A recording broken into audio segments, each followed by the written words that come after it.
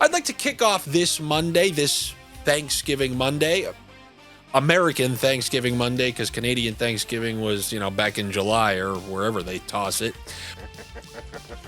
But I'd like to open up this Thanksgiving Monday with some regular guy advice. No, we're not going to do that whole tell me what you're thankful for, tell me, and 15 people who are just thrown on the spot, like, oh, I'm thankful I have friends like you and to be here, and the food that we have here. The thank yous really never live up to what the first person who kicks off the thank yous think that it's going to be. Anyway, I'd like to give you some non-Thanksgiving advice, and that is, if you're at home on a Sunday, obviously football is probably at the forefront of your mind in the U.S., but by God, if you happen to see that there are NHL games, any NHL game on a Sunday, that's before 8 p.m. local time, meaning like it can be at 8 p.m. if it's a California game and then it's still relatively early there. Take the under.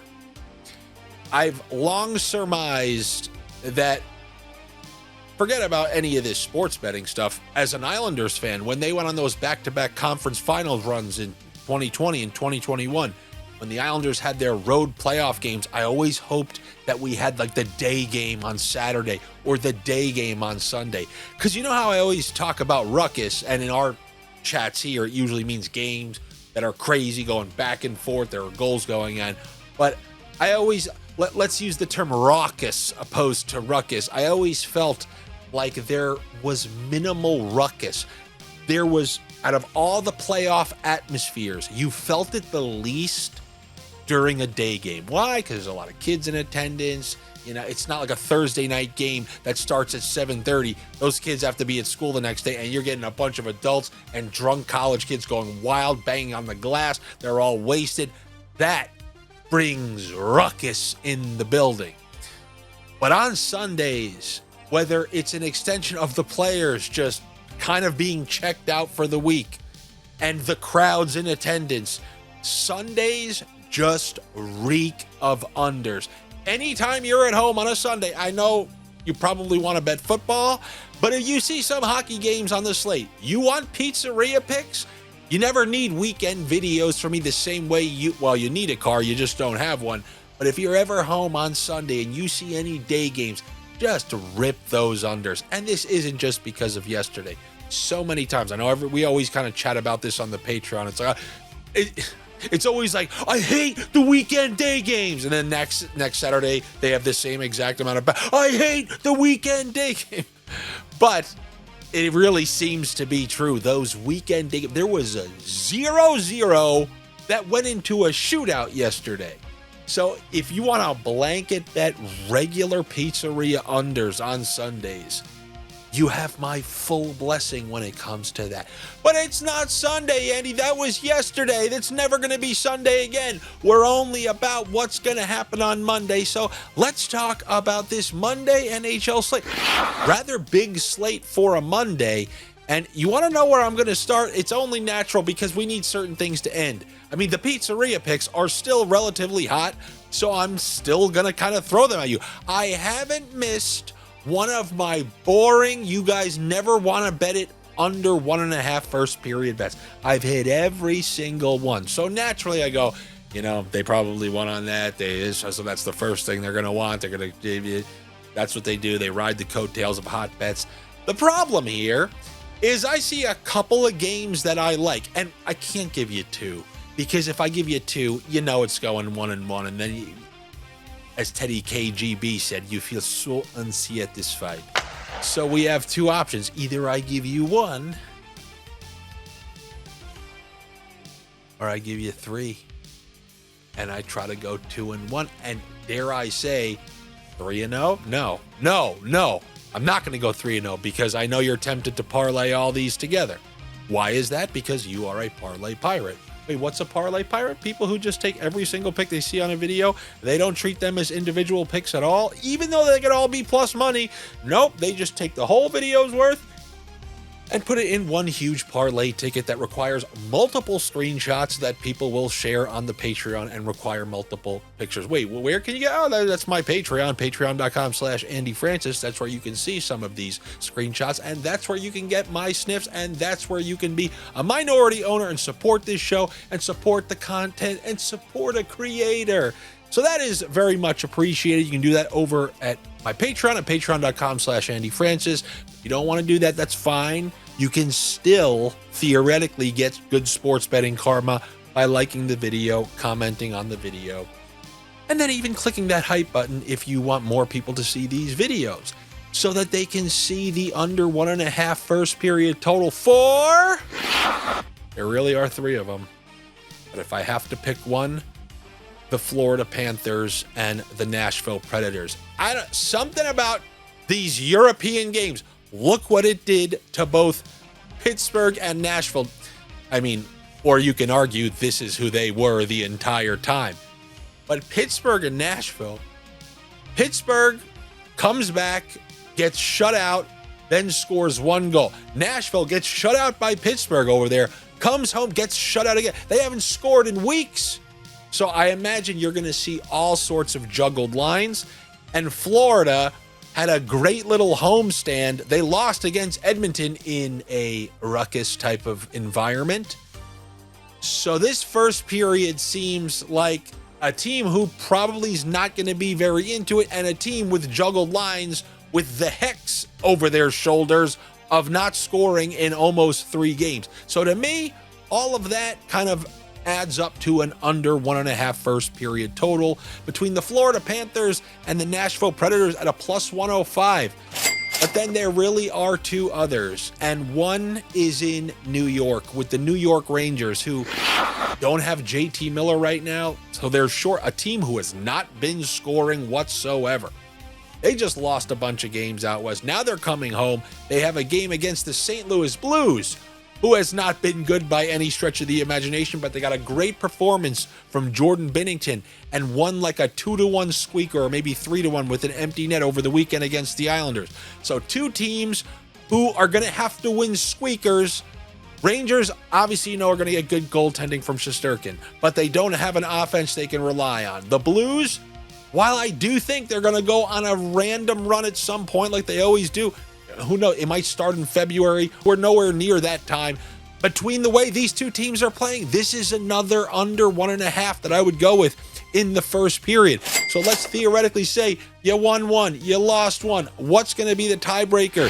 This is going to be the LA Kings hosting the Ottawa Senators. The Senators are playing.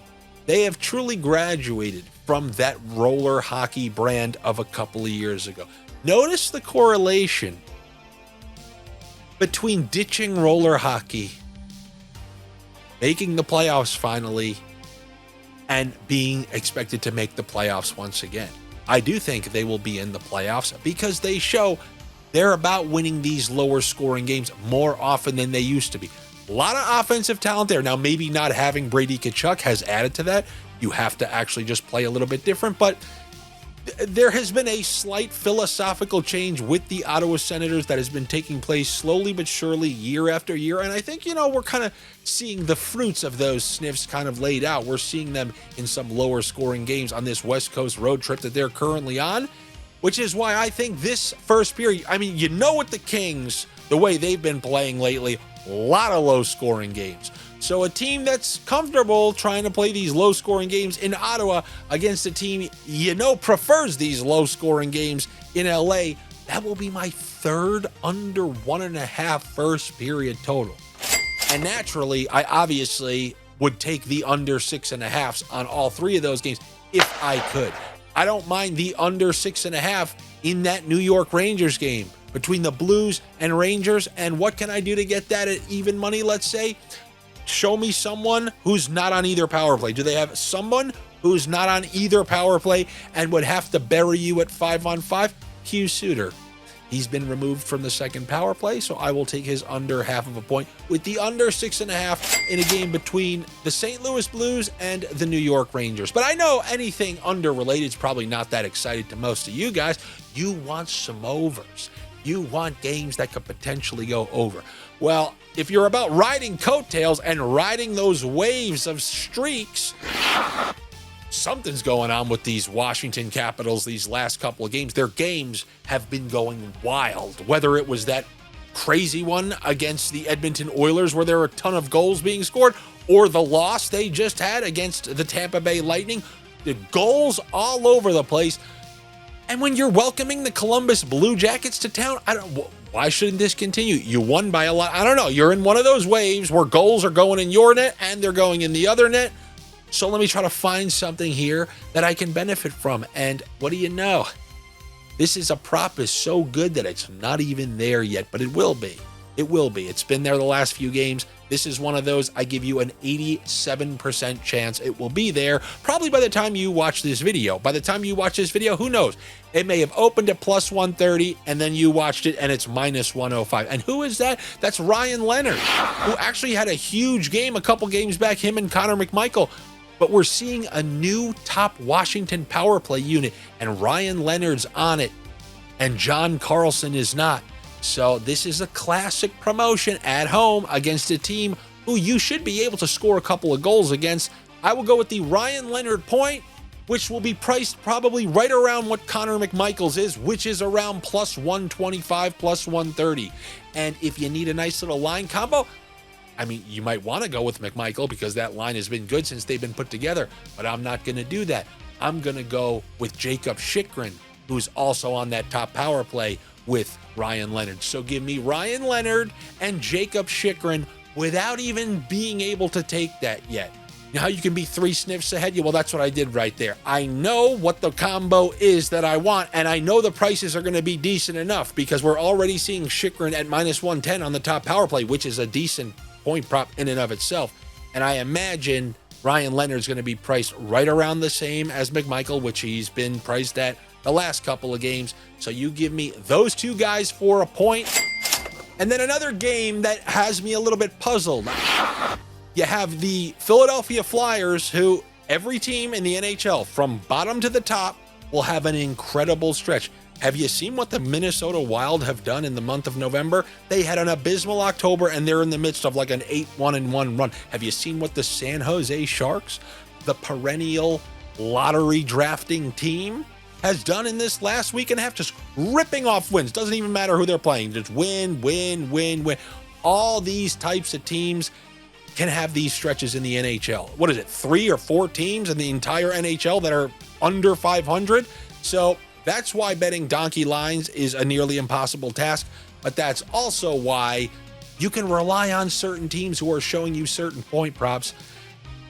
And these Philadelphia Flyers, now they came through for us last week when I brought up Owen Tippett and that Zegras line. Tippett came through with his point at plus 125.